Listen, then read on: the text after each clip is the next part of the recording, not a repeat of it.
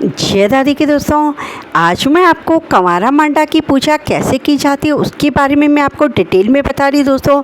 तो कंवारा मांडा की पूजा सबसे पहले जब तेल बान हो जाता है, बनड़ी नहाकर और उसको मामा पाटा से जब नीचे उतार देता है, उसके बाद बनड़ी थापा के पास आकर बैठ जाती है। यहीं पर कंवारा मांडा की पूजा होती है दोस्तों।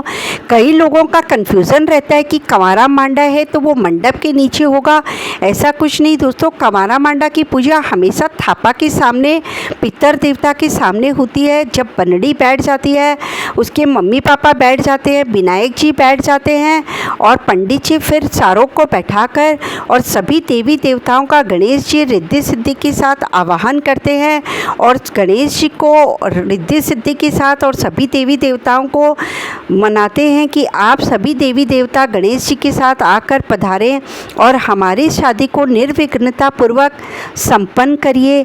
ये सब मनाते हुए उन पर फल फूल और दक्षिणा चढ़ाते हैं दोस्तों। फिर उसके बाद बनड़ी उनको चिरच के और उनसे आशीर्वाद लेती है, सभी देवी देवताओं से और गणेश जी से आशीर्वाद लेती है। उसके बाद में जब गणेश जी की पूजा पूरी हो जाती है दोस्तों, ये लड़का और लड़की दोनों करते हैं। मतलब कंवारा मांडा लड़के की शादी में भी किया जाता है, खाली लड़की की शादी में ही होता है ऐसा नहीं है। कंवारा मांडा लड़के की शादी में भी किया जाता है। उसके बाद में पितरों का, गणेश जी का और भगवान का जब आह्वान हो जाता है सभी देवी देवताओं का, उसके बाद में पितरों का आह्वान किया जाता है।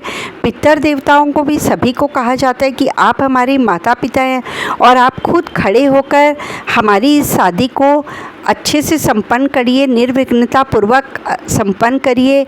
उसके बाद में दोस्तों जो नाड़ होता है उसकी 7 गांठ बांधी जाती है। ऐसे तो ये 7 गांठ बुआ बांधती है, मगर बुआ आसपास में अगर न हो तो पंडित जी भी इस गांठ को बांध सकते हैं। ये गांठ शादी के बाद लड़का लड़की एक दूसरे की खोलते हैं, ये वही 7 गांठ है।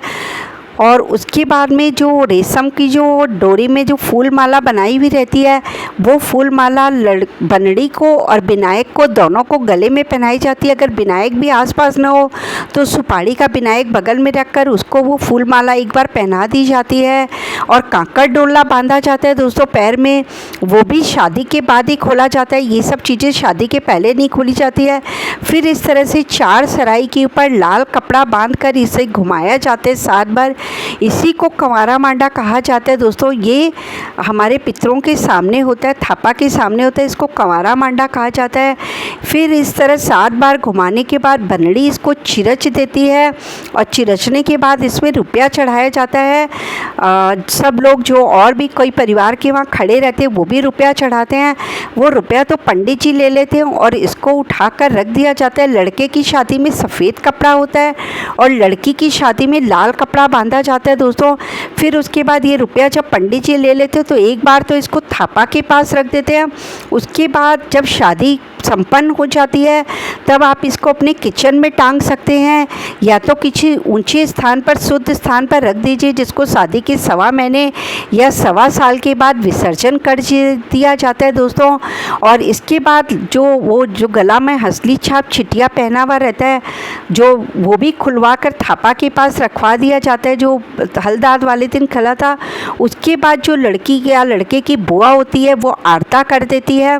इस तरह से ये कंवारा मांडा जो है वो संपन्न हो जाता है दोस्तों। उसके बाद थाम पूजा होती है। थाम पूजा लड़के की शादी में नहीं होती है, वो सिर्फ लड़की की शादी में थाम पूजा की जाती है। इसको आप चाहें तो पितरों के वहाँ कार्य भी कर सकते हैं और नहीं तो जहाँ पर बस फेरा होता है वहीं पर थाम पूजा होती है। और थाम पूजा होने के बाद ही दोस्तों गणगौर की पूजा की जाती है। इसलिए थाम पूजा के बाद ही गणगौर की पूजा होती है, क्योंकि गणगौर पूजा में थाम को रख कर ही उनका गणगौर का फेरा लिया जाता है।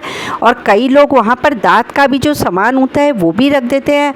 इस तरह शादी में मतलब सेम डे पहले तेल बान, फिर कंवारा मांडा, फिर थाम पूजा, फिर गणगौर पूजा, उसके बाद बनड़ी तैयार होने चली जाती है ढुकाव के लिए। इस तरह से ये शादी के जो कार्यक्रम है वो बहुत ही सरलता से पूरे हो जाते हैं दोस्तों। आशा करती हूँ कि आपको मेरी जानकारी पसंद आई होगी और जो मैंने बताया है कि थाम पूजा और कंवारा मांडा में क्या अंतर है, वो दोनों अंतर भी आपको समझ में आया होगा। अगर वीडियो अच्छा लगा हो तो प्लीज़ लाइक के बटन को ज़रूर दबा दीजिएगा और अभी तक अगर आपने मेरे चैनल को सब्सक्राइब नहीं किया है तो प्लीज़ इसे सब्सक्राइब कर लीजिए। और आपके कोई भी क्वेश्चन हो तो आप मुझसे कमेंट बॉक्स पर पूछ सकते हैं दोस्तों, मैं उनके जवाब ज़रूर दूँगी। वीडियो में अंत तक बने रहने के लिए बहुत बहुत